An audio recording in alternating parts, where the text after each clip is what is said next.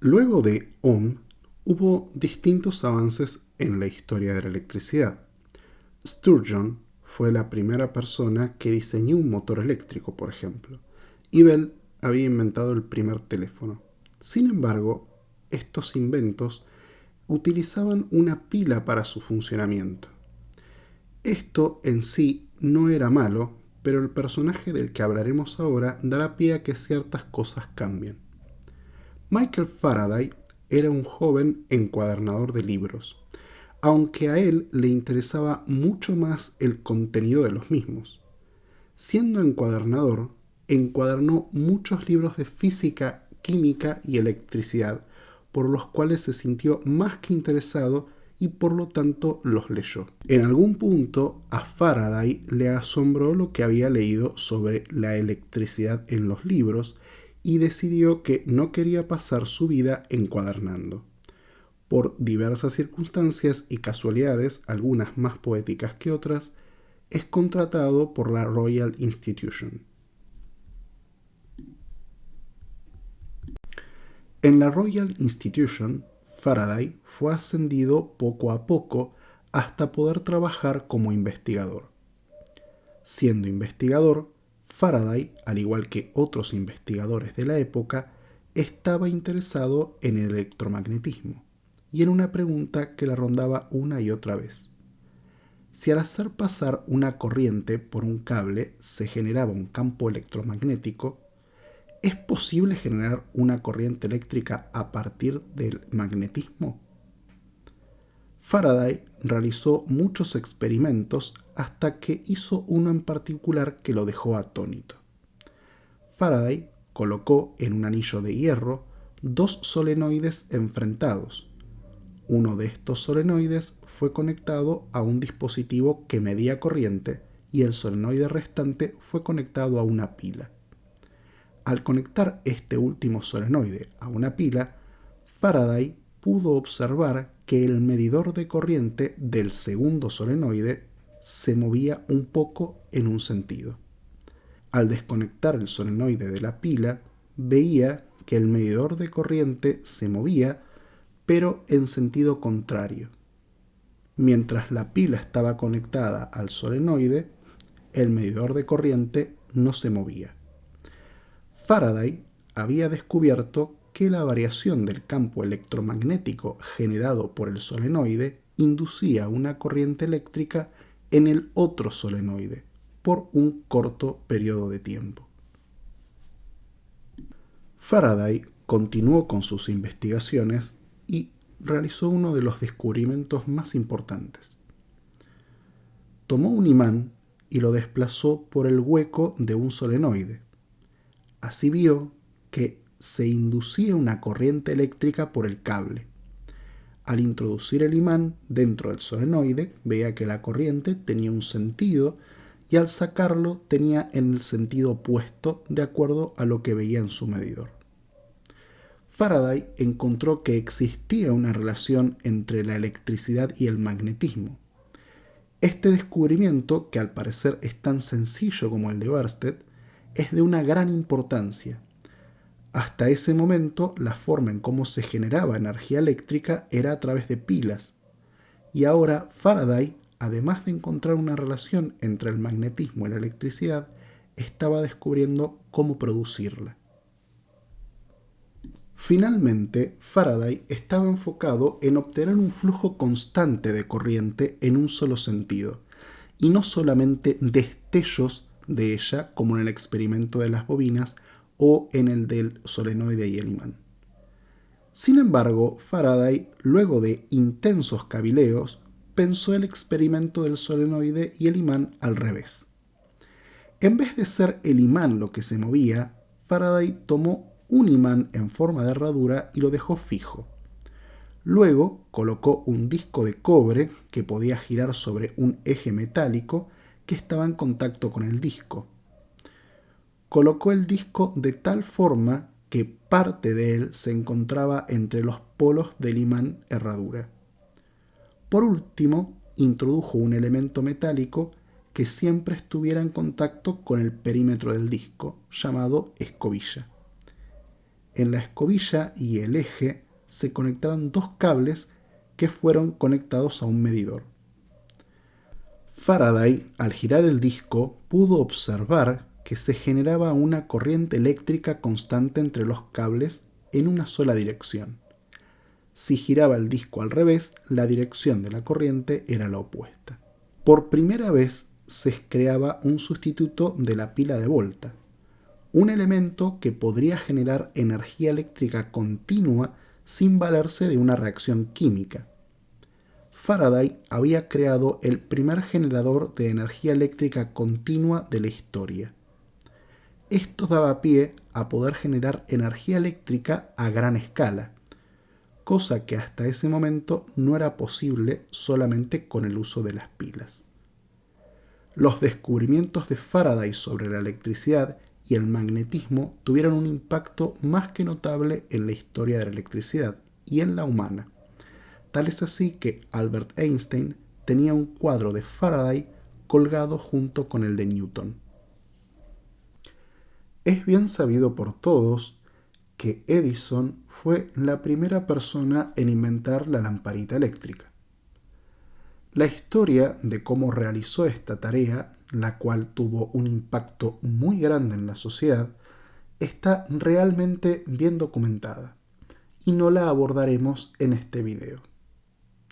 Sin embargo, es poco sabido que Edison realizó una gran campaña para adoptar el uso de la energía eléctrica en la vida diaria, y fue Edison también el responsable de realizar el primer tendido eléctrico en una ciudad. Debido a los distintos desafíos y problemas que Edison tuvo al realizar este primer tendido eléctrico, necesitó inventar distintos dispositivos para poder solucionar estos problemas, transformándose así en un gran inventor. Así, Edison funda la General Electric. Este primer tendido eléctrico era alimentado por una central que generaba energía eléctrica a partir de vapor, ofreciendo una tensión de 110 volt de corriente continua. Sin embargo, esta forma de generar y transmitir energía eléctrica conllevaba un perjuicio.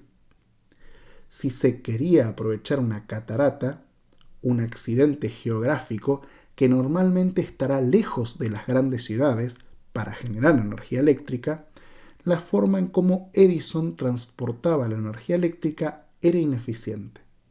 Gran parte de la energía eléctrica era transformada en calor debido al efecto Joule. Al hacer pasar energía eléctrica por un conductor, parte de la energía cinética del electrón, su movimiento, es transformado en calor.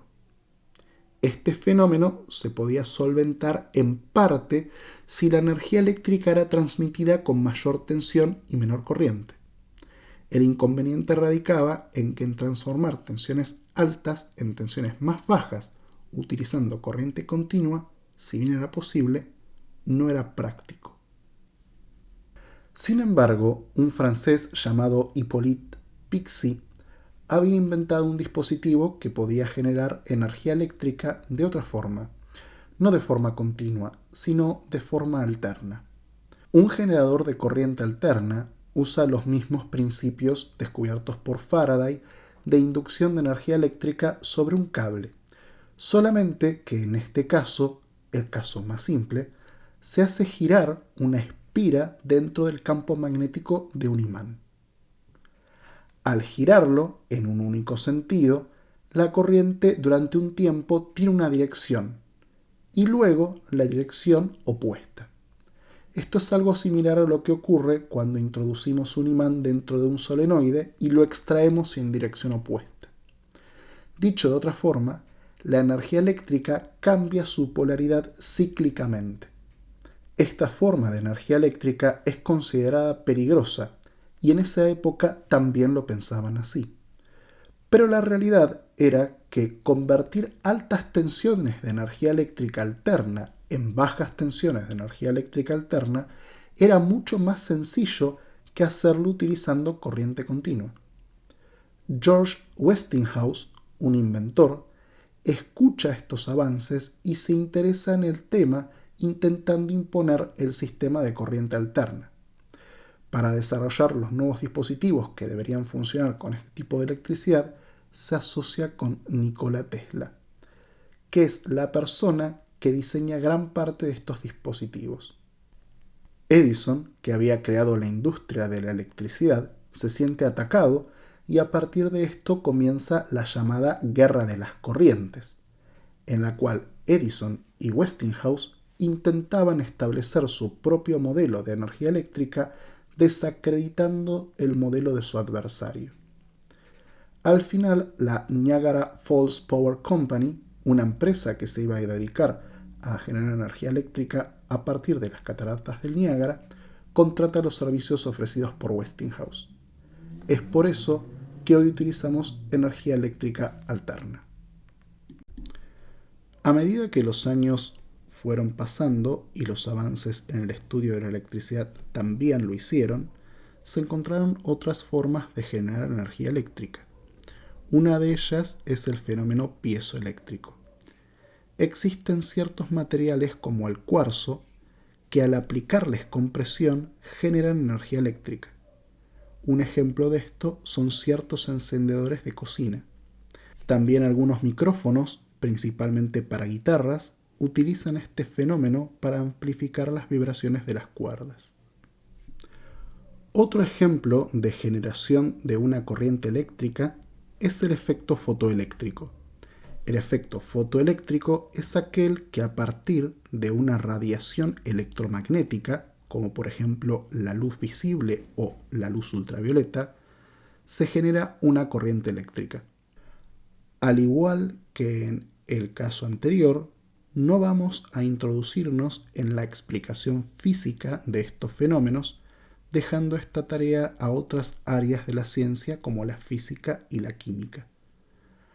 Algunos casos donde podemos ver estos fenómenos son en dispositivos que usan energía lumínica para funcionar valiéndose de una celda fotovoltaica o panel solar. Estos dispositivos fueron bastante comunes en algún tiempo. Otro caso muy común donde ver una implementación del uso del efecto fotoeléctrico son las luces de alumbrado público, las cuales son prendidas solamente si existe cierto grado de oscuridad. Para detectar la presencia o ausencia de luz, en el circuito se utiliza un componente llamado fotorresistor, que es sensible a estos cambios. Este circuito también puede ser colocado, por ejemplo, en una lámpara domiciliaria sin mayores inconvenientes. El efecto fotoeléctrico también es utilizado en ciertos dispositivos electrónicos denominados optoacopladores. Los optoacopladores, explicado de una forma muy sencilla, actúan como una llave eléctrica que es activada a partir de luz.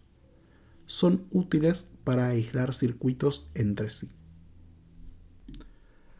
La cantidad de avances que se hicieron desde que Tales de Mileto frotó ámbar y observó cómo pequeñas partículas de paja se pegaban a este elemento, hasta el día de hoy fue realmente asombrosa. La humanidad vivió durante muchos años intentando comprender el fenómeno de la electricidad sin lograrlo por completo, y además convivió con este fenómeno. Hoy, luego de muchos avances en distintas áreas del conocimiento, podemos concluir que el origen de la electricidad es atómico y que está dado por el electrón, elemento que según las últimas investigaciones es una partícula y una onda según la circunstancia. Esta naturaleza del electrón y de su poder, tan esquivo y complejo, fue estudiado la mayor parte del tiempo de forma indirecta. Pero gracias al ingenio humano pudimos administrarla. Gracias a personas como Faraday, Oersted, Ampère, Ohm, Volta, entre todos los mencionados en estos videos y de los avances que luego surgieron a partir de ellos, hoy existe la computadora con la que usted está viendo este video. Y las leyes, modelos y fenómenos descubiertos, también por estos grandes físicos y químicos, se aplicaron en el diseño de ese dispositivo.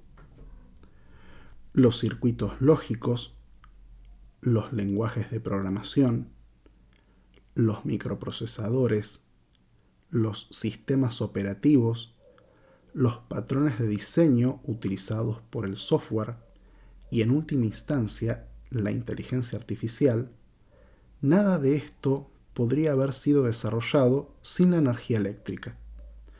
Definitivamente, el mundo no sería el mismo si no se le hubiese prestado atención a ese pedazo de ámbar.